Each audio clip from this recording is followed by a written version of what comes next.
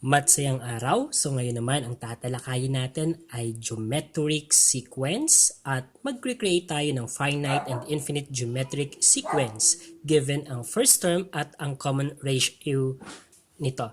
Okay. Kailangang malinaw muna kung ano ba ang ibig sabihin ng geometric sequence. Kaya tatalakayin natin. So pag sinabi natin geometric sequence, it is a sequence where each term after the first is obtained by multiplying the preceding term by a non-zero constant called the common ratio. So dito, kung sa arithmetic sequence may common difference, kay geometric sequence naman, ang meron naman siya ay common ratio. So dito, so it is a sequence where each term after the first is obtained by multiplying. So multiplication naman tayo dito. Minumultiply natin sa previous term ang common ratio para malaman yung susunod na term. Kay arithmetic sequence, we are adding the common difference. Kay geometric sequence, we are multiplying the common ratio from the preceding term to produce the next term. Ayan.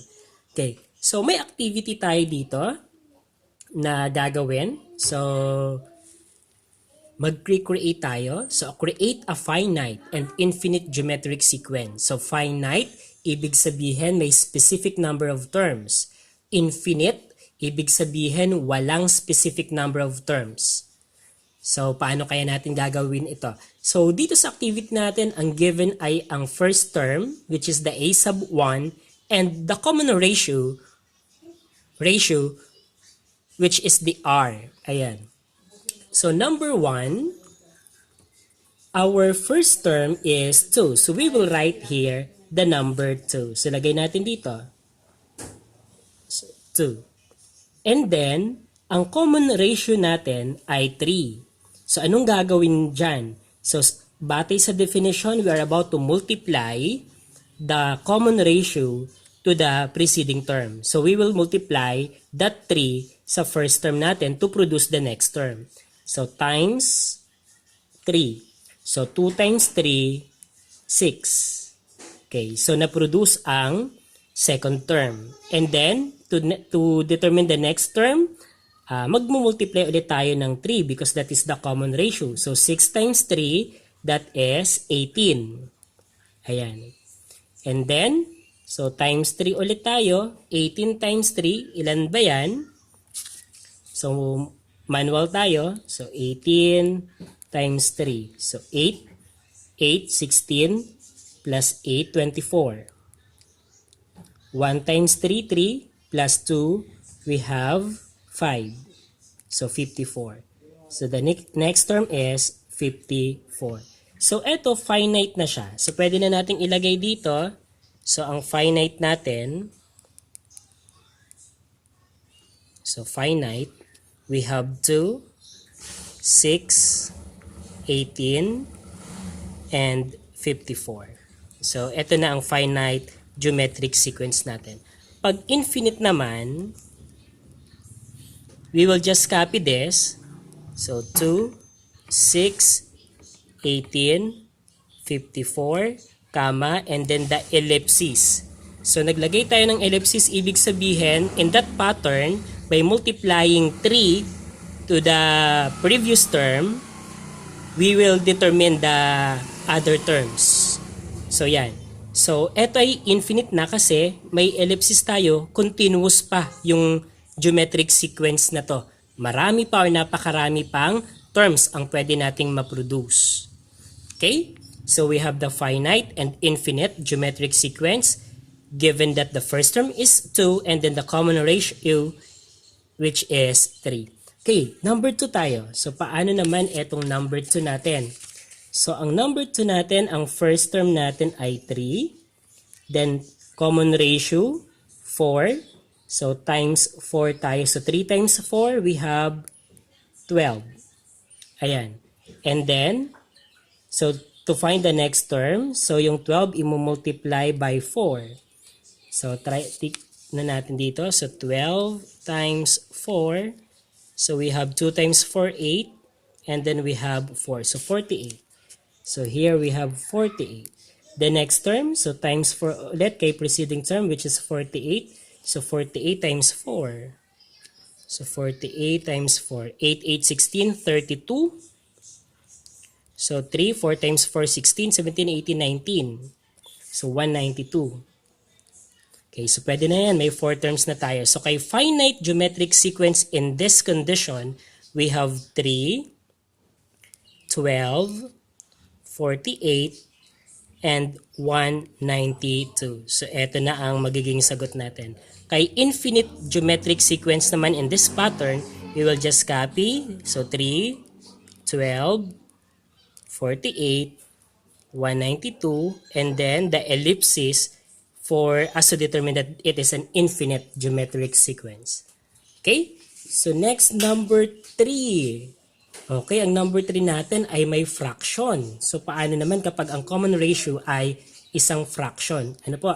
So ganun pa rin ang gagawin. So ang first term natin na given ay 1. So 1. So 1 times 1 half. Imumultiply yan. So 1 times 1 half. So 1 times 1 half. So ibig sabihin, etong 1 na to, may denominator yan na 1. So pag nagmultiply tayo ng fraction to whole number, so yung whole number pwedeng lagyan ng denominator na 1. That is just the same to that whole number. Then numerator times numerator, denominator times denominator. 1 times 1, 1. 1 times 2, 2. So the answer in multiplying 1 by 1 half is 1 half. Okay, so the next term is 1 half. And then that 1 half will be multiplied to a common ratio pa rin na 1 half. So ano nang mangyayari? So 1 half times 1 half. So numerator times numerator, denominator times denominator. 1 times 1, 1. 2 times 2, 4. So we have 1/4. So the next term is 1/4.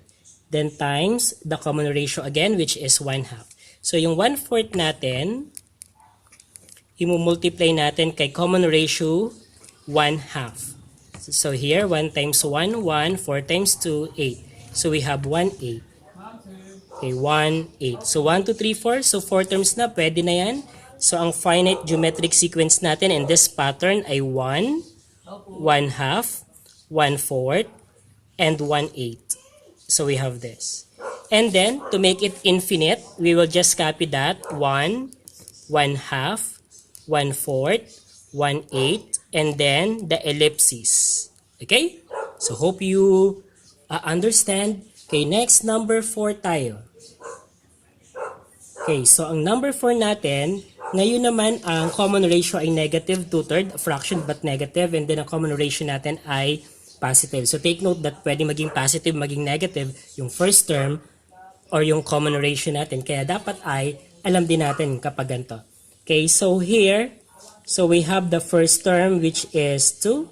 So this one will be multiplied by negative 2/3 for us to produce the next term. So okay, may space pa dito. So paano ba ito? So we have 2 times negative 2/3. So eto yan. So ang whole number na 2, lalagyan ng denominator na 1. Okay? And then positive times negative in multiplying signed numbers. Kapag magkaiba ang sign, the product is always negative. Okay, then multiply the numerator and then the denominator. So 2 times 2, we have 4. And then 1 times 3, 3. So we have negative 3/4 as the next term. Okay, next to produce the next term, so ita-times ulit siya kay common ratio na negative 2/3. Okay, so si negative 4/3 imumultiply kay negative 2/3. So what is the product? So negative times negative, positive. Then 4 times 2, 8. 3 times 3, 9. So we have positive 8/9 as the next term. Okay, next, multiply ito kay common ratio na negative 2/3. So we have 8/9. Imumultiply kay common ratio na negative 2/3. So we have, so positive times negative, that is negative. 8 times 2, 16. And then 9 times 3, 27. Okay. So we have negative 16 over 27. Kung pwedeng i-simplify or i-reduce natin, kung reducible siya, pwede natin gawin iyon.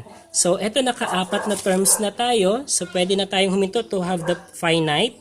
So ang sagot natin ay 2, negative 4/3, 8 over 9, negative 16 over 27. So this is our finite geometric sequence. And to make it infinite geometric sequence, we have 2, negative 4/3, 8 over 9, negative 16 over 27, then the ellipses that indicate na meron pa mga terms na kasunod iyan. So hope you learned how to create a finite and infinite geometric sequence given the first term and the common ratio of it. Hope you learned.